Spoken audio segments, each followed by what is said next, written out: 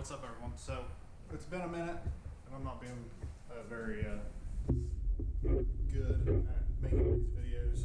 My last one was with the purple charger, which hopefully I'll get it finished up, but I had a memory issue recording it, so that's why I kind of dropped the series on it, but I do need to get out what I have on it. But this video will be on a 2013 JK. This is a buddy of mine.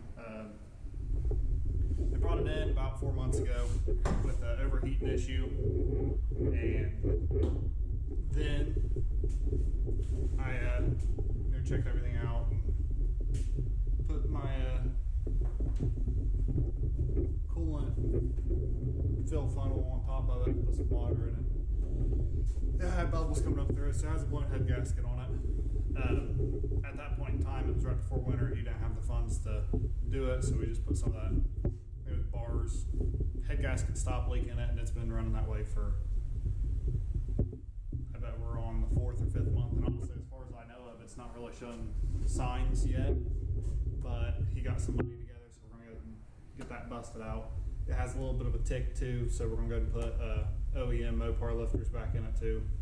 And hopefully the cams and all that all look good, but we won't know until we get into it. But thanks for tuning in. We'll jump right in. Alright, so went to remove the exhaust, and this side, the passenger side, you're probably fine to remove it down there. The driver's side though, where it's a crossover pipe and the crossover goes around, well, instead of them making the flange up here on top of the manifold, they put the flange after them making it the equal length runner, more or less, for some odd reason. So I don't know if you can pull this head out just pulling the flange down there. I think you're gonna have to pull the manifold off the head up here. So I came back up here. I'm gonna pause on doing the manifolds right now, and we'll get the whole top tore down, and then we'll go back underneath and work on the exhaust after everything's done up here. So the only thing I've done so far is move the intake. You got your 2 band clamps, your 10 millimeters. Pull it out, it comes out as one big unit. Unplug the IAT. Then you got your alternator, which is just held on with 4 bolts. 215, 213s. For the tensioner, which I ain't ever done one of these, so like I said, it's a learning if you haven't. This is a hydraulic tensioner, so it has like a shock absorber on it. And if you ever press down on a shock, it don't just press down like a spring. You got to just hold tension against it, and it'll slowly drop. So just remember that. It's kind of hard. Just hold it there and keep applying pressure, and it'll eventually release. Take your bolt off the alternator, let it go, pull your alternator off. And that is the step we're at now, which will be, I'm gonna remove this bracket next, remove the alternator bracket, and then from there, I'm gonna go underneath the front and drop the coolant out of the radiator, and then start taking like the thermostat off, and then once the front's all cleared away, I'll start taking off the intake and work my way down from there.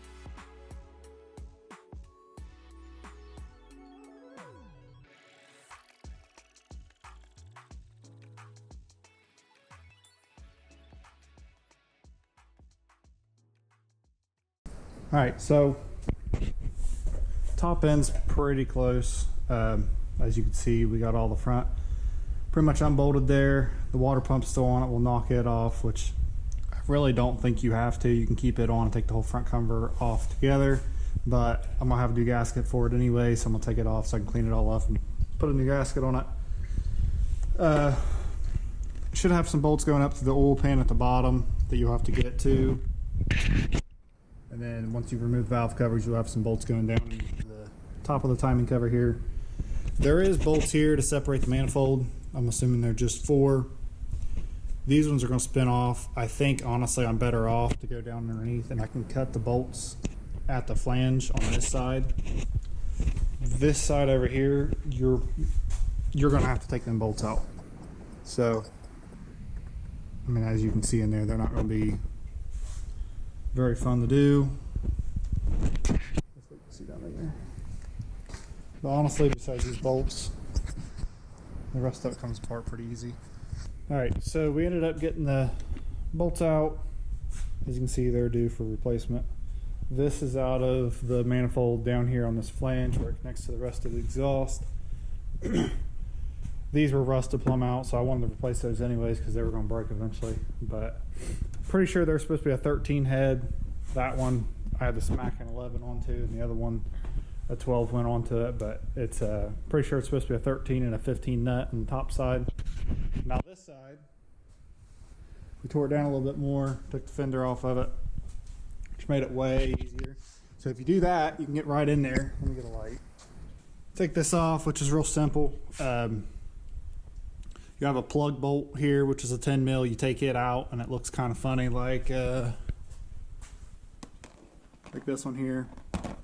Once you take it out, you'll stick it back up in there, I'm pretty sure, and then you'll take this off. Or one of these have a little hole, and you got to stick. There's 10 millimeter in the hole, and you got to take it out.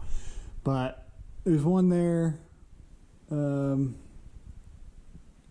should see them. There's another one right here. Don't forget the one right here that comes out on the bracket. It's kind of on the inside of the fender here.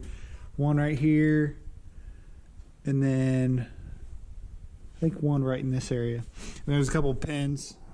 Push pins you pop out real quick. Once you do all that, this fender literally just pulls itself off. It's just held in there with clips. Try to get a back shot of it. But probably have to replace some clips because I mean this is pretty old, so I probably broke a couple trying to pull it off. But anyways, once you get to this point, I literally just use my impact with a long extension on it, and then just put it on there. Give it a couple whacks with a hammer. Better odds of it coming off, breaking some stuff loose. But I broke that one, so I'll have to deal with it. But I might actually just let the machine shop try to pull it out. All the rest of them came out easy.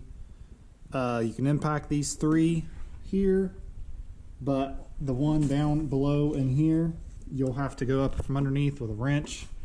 And I had to bend one of my wrenches a little bit more. I don't know what the degree is on the Icon wrenches, but just had to give it a little bit more to get on the out. We'll start up here again. I'll go back underneath, pull the antifreeze pan out from underneath, and get the 2 that's up here in the oil pan for the timing cover. And then whenever I get back from eating lunch, we'll pull the timing cover, valve cover, get the heads off there, and we'll be ready to rock and roll.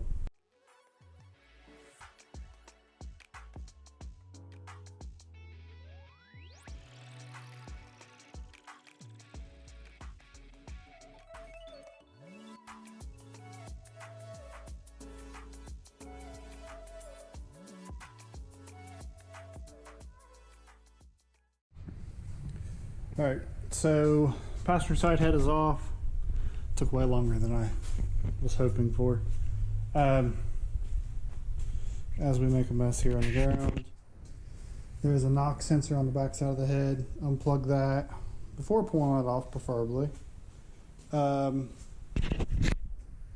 Besides that old dipstick, if yours will pull up out of there, pull it up out of there. That's only if you didn't undo the bolts on this side, which you can do to this side the same way the other side. Take this fender off and take the 4 bolts out. But anyways, bend that out of your way. It'll come up out of there. Now that that's off, we'll take the 4 bolts out of it. The head gasket. This side was blue. You can see it right.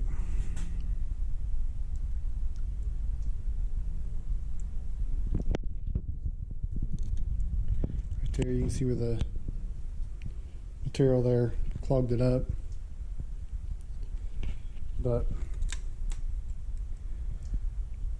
I mean I'm sure it was blue in more than one spot. It was pretty bad.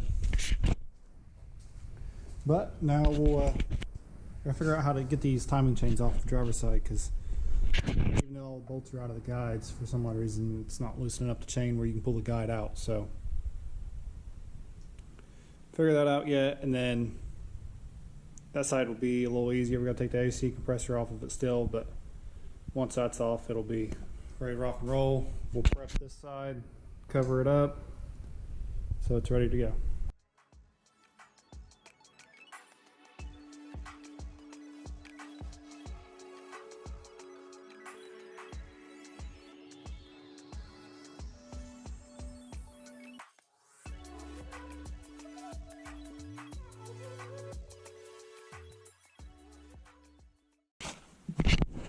How nasty this is.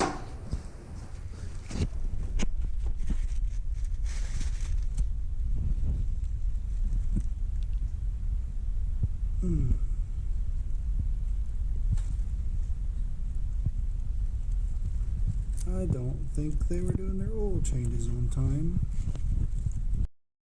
Pretty much done with tear down now. One thing is these rockers also go bad on these motors, and as you can see, that one pops plumb out of the bearing there, or the pin. That one's plumb shot. So we're gonna do a new set of those in this too. So make sure you inspect all your parts. I mean, cams, especially if it's making noise, you don't want none of your lobes to be worn out and go to put it back together just to find out and you're waiting on parts again. But inspect lifters and rockers. They're one of the big ones on these motors. We're all cleaned up now, so we're pretty well ready to go back together. I got all the new gaskets on the valve covers and stuff over there, so that's all ready to go. I was gonna make this one long video, but this one part is already too long, so we're gonna break this up into disassembly and then assembly. So catch the next one. It should be coming out here soon. I'll try to get it edited as fast as I can. But with that being said, thanks for watching, and like and subscribe.